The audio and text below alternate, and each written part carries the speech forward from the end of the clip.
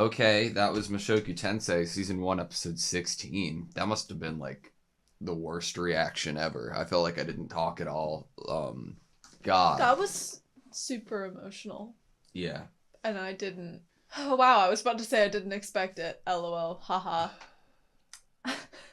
When Paul first walked in, I was like trying to do mental gymnastics to like guess if it was gonna be Paul or not, based off of what I thought like the story would do, right? I was like, oh no, it's like a Paul's relative or like an uncle. Like there wouldn't be the story wouldn't go in this sort of direction where a year and a half has resulted in this, you know. But once they started going that direction, I was like, fuck, this is like, I hate how good this is, because it's so good that I was so immersed in it and I'm so emotional from it. I think the reason why we were so immersed in it is because it was so easy for us to follow along in the same way that Rudy was, where he was kind of doing everything he could with whatever was right in front of him, and he wasn't thinking about, you know, other people. He was focusing on the two people that were in front of him and that he could actually impact. And, you know, that's a lot already. He already did a lot and went through a lot. And it's really interesting. I think one of my favorite kind of dialogue pieces was as soon as Paul was like, oh, it sounds like you had a lot of fun, Rudy was like, well, that's just how I told the story. The way you tell it, yeah. That's the way I told the story. And I find that piece of dialogue really, really interesting. Because it almost brings me back to when I was a kid, too. That there's something about as soon as you say something because you're like, oh, I finally get to tell this person about it, a parental figure, and then as soon as their response isn't what you expected, you're like, oh, well, that's just because how I phrased it. That's just because of, you know, or you try to take it back. You try to like fix and in mid-sentence, how are you going to fix this when you had preconceived notion that this person was going to respond in a totally different way and be happy to see you? Because you're happy to see them and you're happy to tell them about everything you did. Yeah. There was something that really hit with like that dialogue piece of that's how I told the story. It's like Rudy felt like he was just talking to his dad and like talking to him like the last time he did, you know, and didn't really consider things that have gone down or could have gone down. And it's kind of like the weight in the room when they first started talking. It was almost like Rudy was just so caught up with the excitement of telling his dad almost that like that air around him, he wasn't like situationally like aware of the tenseness in that room. Right. And because I feel like it sucks. It's hard because Rudy's a kid and then he's not, right? So it's hard to decide how much leeway to give him from us as like an audience. But if he like just took a second and took in the environment and what the look on his dad's face was, I wonder, knowing how his mind thinks, if he would have still phrased it the way that he did and tried to make it into a highlight story, you know? Right. It's almost like he had this character does definitely think about what they say before they speak and who they're speaking to. And in this moment, it's almost like maybe it was, I'm excited to see my dad again and tell him about what I've been through, or I'm going to phrase this in a way that makes it sound so exciting so that it entertains my dad or impresses my dad at what I've been able to accomplish. But then I want to use, during this conversation, I want to bring up something that happened like 2 minutes later after the conversation, that Rudy, when he finds out about what happened to his village, his first person to ask about is Sylphie. I did not take that as and then obviously Paul responds, wow, you don't even like want to ask about if I'm trying to get into what I'm assuming is Rudy's current state of mind, whether childlike or not, I'm sure once he sees his dad, he thinks that all is okay with his like family. Yeah. That like especially Norn's there too, you know. Yeah, and that he's going to assume that, well, obviously, and then he starts to ask, well, he asks himself, well, why didn't I even think about? Why did I assume the village was okay? And here he's also assuming, well, my dad's okay, so then obviously my mom and Lilia and Aisha and, are okay. Yeah. And that's still what's happening here. And so he asks about Sylphie as this person who is not blood related to him or family to him, because to him that was the next person to think that wouldn't be okay. Do you think? That's what my feeling was. I didn't think of it as, oh, he's prioritizing Sylphie over his mom. I am on the fence, because on one hand, and not in that drastic of a way, right? I'm not saying that he intentionally would have prioritized Sylphie over his mom, and that's what he was doing in that conversation. I'm suggesting that maybe subconsciously, Rudy is more focused or is quicker to think about the people that he has had relationships with, that like he has some emotional or like benefit from. Okay, like hear me out. So it seemed okay. So in a video game like that's competitive, you can cheat in it, right? Cheating exists. And then if you are cheating in a video game long enough and then decide not to cheat and then still play that game, people around you are going to look at you in disbelief and don't understand why you aren't the way that you were before. Why aren't you that good? The way that Rudy was interacting throughout his entire beginning of life with Paul and Zenith, he had this energy about him that I think Paul was even alluding to this episode of like of confidence above and beyond. Like he would take every expectation and absolutely demolish it because he had this knowledge and mind of somebody who's old enough, right? And because of that, and where his mind used to be, Sylphie almost had like a very special first connection for Rudy of this, at the time, weird, like, selfish desire almost. And there was a lot of importance that was put on that. And then throughout Rudy's growth so far, that same emotion and passion is being put on other characters like Eris and Ruijerd. Don't get me wrong, we've had a lot of great moments between Paul and Rudy, but like part of me wonders if there's something in his brain that it's harder for him to see them as his real genuine parents and feel that connection as strong as he does to somebody like Sylphie. I mean, I totally get what you're saying, that at the beginning of this show, when we start off as Rudy early in his life, he is still, even with his parents, playing games with them as if he's playing a video game and these are NPCs that he has to use certain dialogue pieces with. And he's not creating actual connection. He might like them, you know, that's cool. He probably loves them. Put that aside. Probably loves them. But there's a difference in connection to what he made where he chose to care about Roxy. He chose to care about Sylphie. He chose to put them almost in front of himself in a way in importance. Like he respected Roxy and he constantly is writing her letters in his early life and thinking about her and goals to meet her again. And then with Sylphie, he puts her next to him. Like, I want to take her with me. I want to protect her. I want to help her, get to school with me. Yeah. And his parents are kind of just there, oh, they raised me and I live in this house. And then obviously with his little siblings, Aisha and Norn, they were babies when he left the house. Obviously they might have been toddlers when they got teleported everywhere. Yeah. But when he left them, they were newborn babies. And so he didn't even probably have a chance to feel like he connected with them on a person level. Yeah. So I think that you're right to kind of... I guess I get why you're on the fence.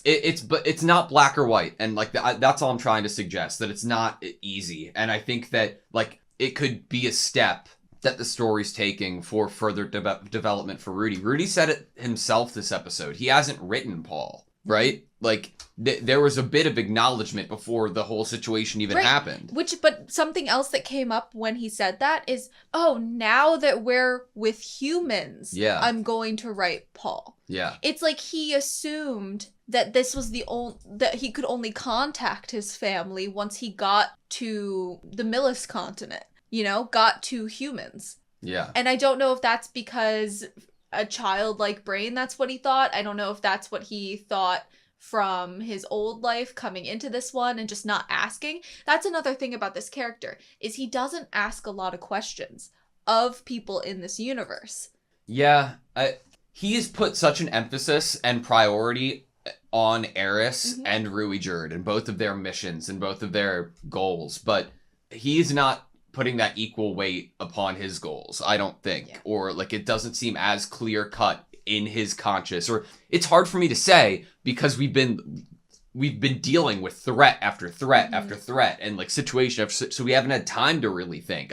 But I understand that, but I don't know. Like if I think back in the past 10 episodes even, how many times have we seen Rudy thinking about Paul, Zenith, like Norn, Lilia, Aisha, like all like his family? He's thought about Roxy. It's difficult because it's like we've been busy, obviously, and Paul needs to understand that too, right? I think, but it's complex. It's complex, and I think that there is a really great mix in the writing of making you feel and almost understand a somewhat childlike, innocent, I didn't think about it element, with also kind of married to the idea that this was a person that came into this world, and of course in the earlier years their consciousness was so much more tied to that past life, and then throughout time they've gotten to know this world and gotten to grow in this world and grow into this new person, this Rudy person. And so that there was that lack of creating connections earlier on in his life. Yeah. And that he was really against creating actual connections to people for the first years of his life. You saw the look on, like, one of the strongest moments for me this episode that, like, just killed me was when Rudy was on top of Paul punching him. And there was this, like, genuine emotion on Rudy's face that we've seen. But Paul was like, what is this? Okay, I couldn't tell if that was Rudy saying that he didn't understand what Paul's facial expression was, or if Paul was saying that about Rudy. I think that Paul was saying it about Rudy. I could be wrong, but let's try to find out. I know that you could have done better. I can't. Damn it. What's that look for? You never used to look at me like that. Yeah, but I feel like... Oh, I see what you mean. I think it might have... It's Rudy saying it. Gotcha. Okay. I misunderstood that. I mean, it would have fit for either character, I think, thinking that. But... and at the time, I wasn't sure, because now I was it so seems caught like up. it's some sort of disappointment on Paul's face towards him. And disgust, almost, right? Yeah. I know that you could have done better. I can't. What is the... Does he not believe him? Like, obviously he's been saying this whole episode that he thinks he could have done better, right? I feel like there's a mix on Paul's face of... sadness. I think there's a lot of sadness. I mean, you could tell by his under eyes. Like, he is working hard. We now know that a lot of people have died. He's called leader. Yeah. He is the leader of this effort to save all of the people that have been teleported. People are being enslaved, and he is doing it by himself. Like, he took the reins as leader while having to look after a kid, and is trying his best right now. And there's this look of sadness. I'm sure there's part of Paul that probably just wanted to hug Rudy and be glad that he was safe. But there's that other part of him that's like, but my son was older and he's talented. There's also that resentment of like, why didn't you even think about us? So it's like he's probably really conflicted internally, because he's like, it sounds like you had a lot of fun. I love you and I'm glad to see you. But what the fuck? What about everyone else in our family? Were you not even thinking? Were you not even considering them? That's why I go to such like Rudy as a child place, because it's like consequences of his actions, not really thinking about the bigger picture, or, you know, there's like a lot of things in the written of Rudy's character that keeps you on that fence of, is this because of his lack of connection and him just playing a game? Or is this because of this more childlike element of naive or more innocent, not realizing everything, kind of going with what's in front of you, intrinsic, you know, that sort of thing. And like not knowing full extent, like full consequences, this idea that he thought, oh, of course my family's safe and my village is safe. Like, that's not necessarily a bad, you can't say that's a bad thing that he felt or thought, because I can, as a viewer, I can understand, if I think about his age, I can understand that oh, well, okay, of course my family's okay. I need to worry about myself and this person and getting us back home. Do you think there's like a subconscious trust in even Paul? Everything's gonna be okay because he's home. Like, it's not even like a thought. Like, he was the firstborn son of the house. Like, I'm also looking at Paul, like, I bet Paul feels like shit about himself. Like, he probably feels like a failure. Do you think he's projecting a little bit? Because he keeps bringing up all of the beautiful women and girls and girlfriends that Rudy has been focusing his attention on instead of his family. And it could be a slight projection on Paul's end of, like, maybe he's a little bit disappointed that he thinks this is how he raised his child, to not consider his family and be more focused on beautiful women. I don't know. There might not be that level of self-awareness. I'm so astounded at the writing. Every time, I'm just always blown away. I like the whole the depth to Paul right now. I think about how everybody in the bar was looking at the conversation. What do you think Paul told all of these people about Rudy? Do you think that there's any chance that he was like, Rudy's my son out there, probably, I hope he's alive, I'm so worried about him, or like, oh, he's out there fighting for his life and trying to save his family too? Oh, I'm sure he hyped Rudy up to people. I wouldn't be surprised if he would probably say something like, if my son is alive and out there, he is fighting, he is looking for his family, he's read that letter in the Zant port. Yeah. We didn't go to I'm trying to figure out which one was Zant. Was it the one for Doldia Village, and then we got smuggled in? So I don't think we went to the Adventurers Guild. I think we just went on our mission. Yeah, but the idea of like, oh, you could have gone. No, I know. I was just trying to figure out why we didn't go to the Adventurers Guild in that port. Yeah. And I believe it's because we immediately went on that whole smuggling mission. God, that episode hit me like a train, dude. That was...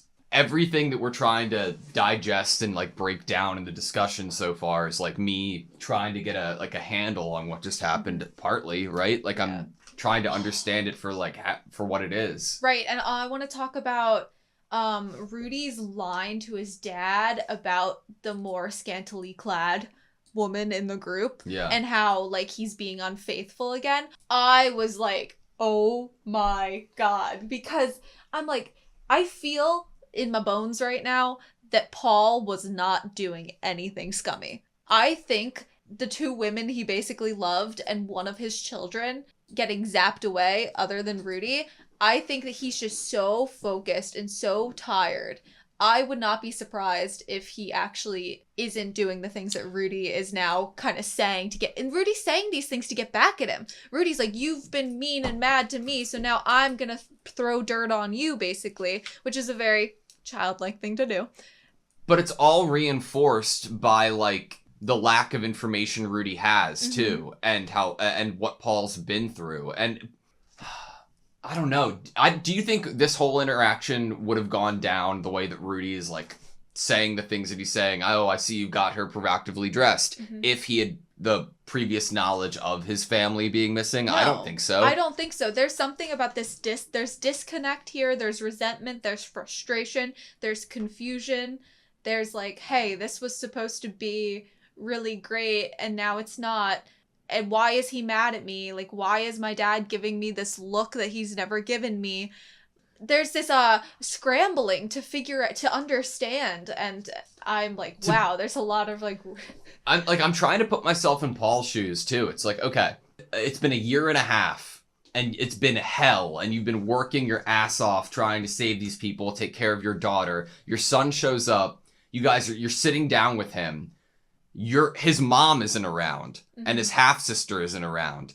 And it's been like 10 minutes of conversation and he still hasn't asked, can I see mom? Is she okay? Yeah. Like, there's a variety of emotions that are circulating here. The fact that the bar scene brought Rudy back to school broke me.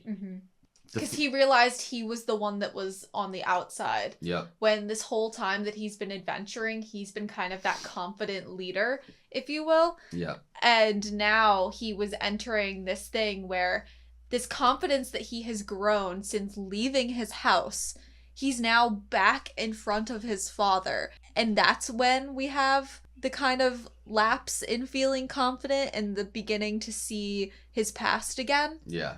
It is interesting that would come again when we have the parental figure back in the picture of the before time, the years when Rudy was too scared to even leave the kind of gated part of his home. Yeah. To go into this really beautiful, safe village, and he was scared to do that. There's that Rudy, and it's almost like this is taking him back to that Rudy. And who was that Rudy? So much more closer connected to the past life. Yeah.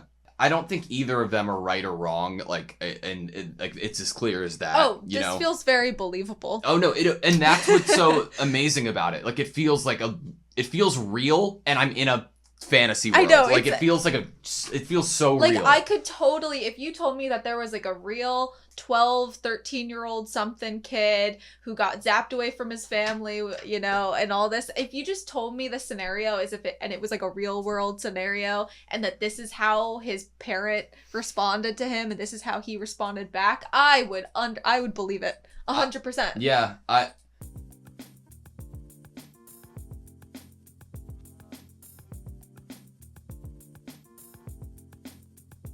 I am on the fence. I am on the fence.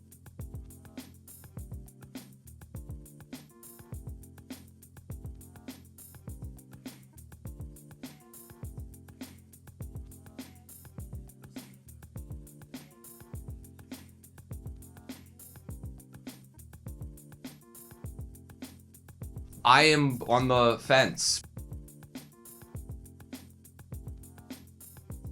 I am on the fence.